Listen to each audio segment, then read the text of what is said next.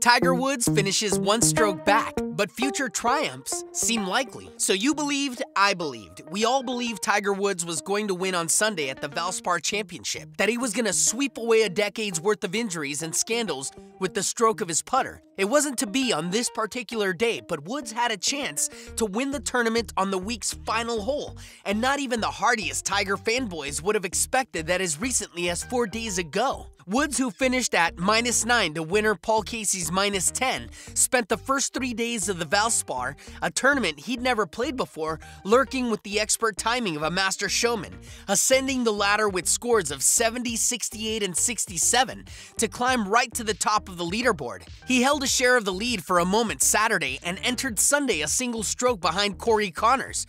Corey who? Tiger will smoke him, you thought. So did we all. Sporting the familiar red and black, Woods stepped to the first tee at 1:50 p.m. local time. He'd entered the final round of a tournament within one stroke of the lead 69 previous times in his career, and he'd won 62 of those, an astonishing closing percentage. The 10-deep gallery stuffed with "Get in the hole!" and "Baba Booey!" Bros who'd come out of retirement fully expected to see Woods step right over the bodies of his competitors like, well, to reference another 2000s icon, a striding Allen Iverson. When Woods curled his eagle putt on one to within inches of the hole and tapped in for birdie, grabbing a share of the lead on a Sunday for the first time in, well, forever, disbelief radiated. Could this really happen? Could we be looking at one of the all-time great comebacks in sports history? Maybe, but it wasn't gonna happen Sunday. The first indication that Woods wasn't on his game came on the 4th hole, when he slopped a 5-foot par putt past the hole to give back his birdie. And even his moments of swagger, like a gorgeously arcing tee shot on the 6th, didn't translate into on-card success. Woods played competent golf for the rest of the afternoon, which is more than anyone had any right to expect prior to Thursday. But it wasn't good enough to keep pace with co-leaders Patrick Reed and Casey, and it wasn't bad enough to keep him out of the hunt until his final holes. There were chances, so many chances. Woods left putt after putt on the course, none more painful than 2 long but makeable chances on 13 and 14. Had he converted either of those, he'd have been within a shot of the co-leaders, within opportunities to turn up the heat on the final holes. Woods rolled onward, unable to close the 2-stroke gap at the top of the leaderboard.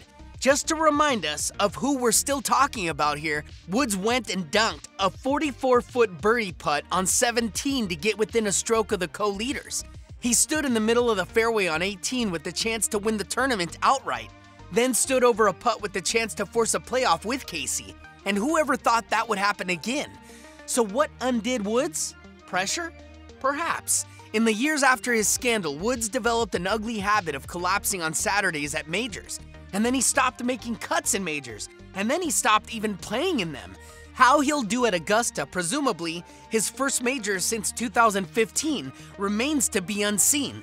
But at least at the Valspar, he seemed to harness the demons in his skull through the first 3 rounds. He wasn't able to convert the Sunday putts that he dropped all week, and that, in the end, undid him. I mean, I keep getting a little better and a little sharper, Woods said after the round. I had a good shot at winning this golf tournament, a couple of putts here and there, and it could have been a different story.